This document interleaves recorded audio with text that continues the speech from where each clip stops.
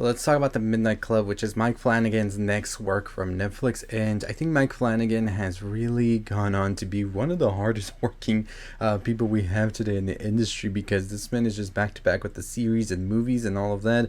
And I was excited about the Midnight Club, especially coming out of Midnight Mass. A lot of Midnight Suns.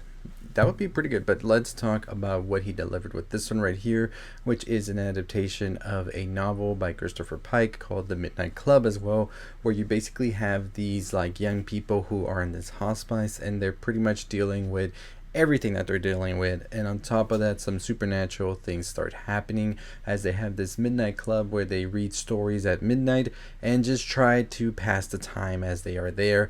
And as I said, things start to happen. So this story basically is a story that you know is going to fill with so much emotion, but at the same time so much horror. So before we get any further into it and talk about the ending and a possible season 2, go ahead and hit that subscribe button down below, hit that notification bell up here. We're on the road to 50,000 subscribers. We will talk about our giveaway tomorrow. I know I've been saying tomorrow, but tomorrow is the day.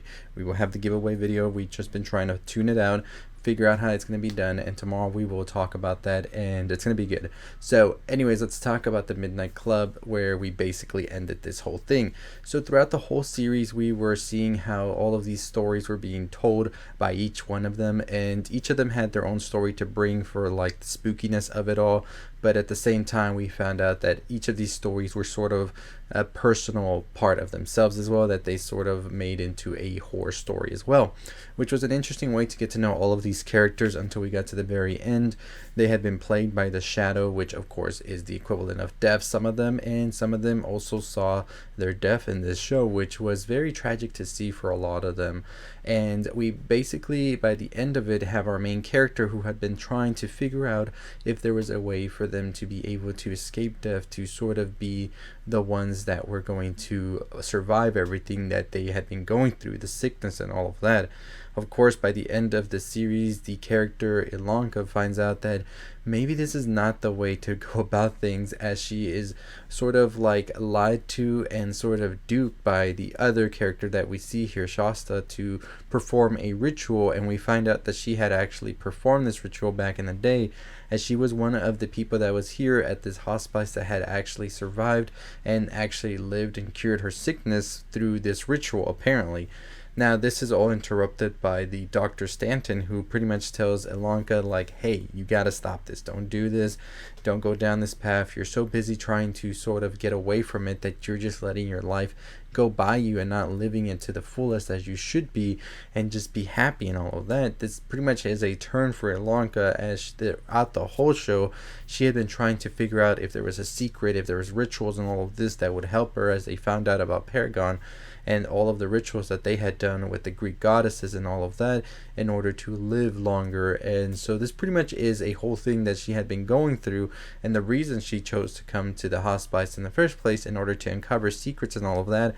But during that time, she actually discovers that she just had to live her life that she was already living here and just be happy and all of that. And eventually she comes to terms with her fate as well, as we see the plans and everything for what happens after. And she's just going to pretty much just be happy until the very end. So it's not until the end where we see that Dr. Stanton is hiding some secrets as well themselves, as they actually are taking off their wig, and we see that they actually have a tattoo in the back of their neck, which is the sort of like Paragon tattoo that we have been seeing throughout the series as well. And so this asks the question, is Dr. Stanton part of the cult that was started by the cult leader, and is that sort of like who Dr. Stanton is, the cult leader's daughter Athena, who had been missing and nobody knew what happened to them all this time? So it doesn't really clearly give you an answer. You could definitely think of it that way, that this is the daughter of the cult leader.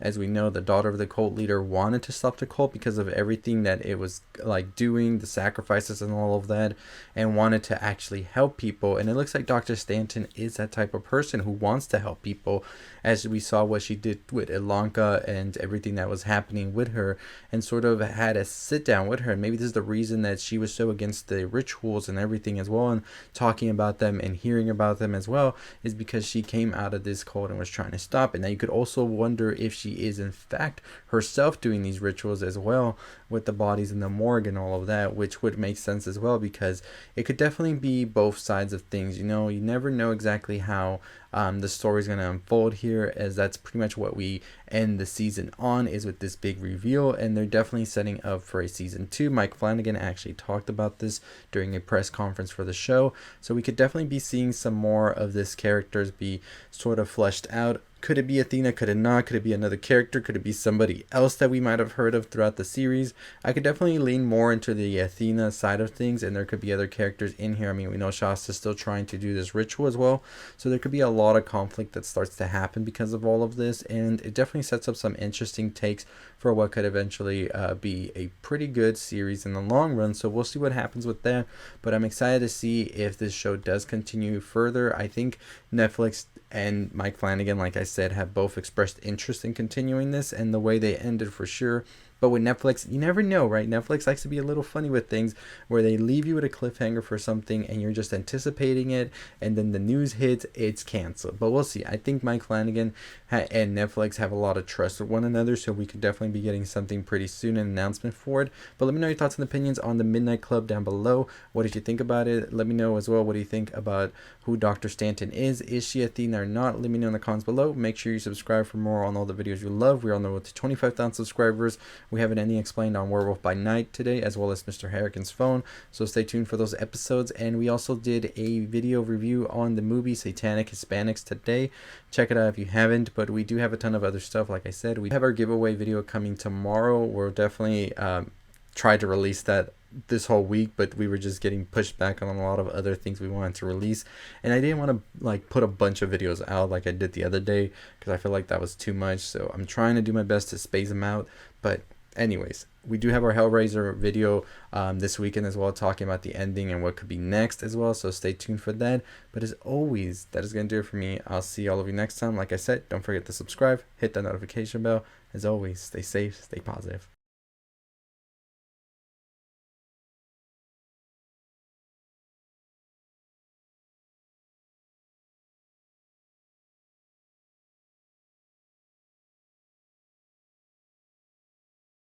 But anyway, thanks for making it all the way to the end. As I said, our giveaway will be tomorrow, but we're also dropping our podcast, and we'll be doing some more episodes regarding horror movies as well. So I want to go ahead and ask you, what is your favorite horror movie? We'll be discussing it on several of the episodes that are going to be coming out next week. I think we'll have like 3 episodes per week until we get to Halloween, maybe 13 episodes total. That'd be a pretty cool concept to do. So make sure you let me know below, what is your favorite horror movie and why, if you want to be included in the podcast as well. But as always, I'll see all of you next time. Stay safe, stay positive.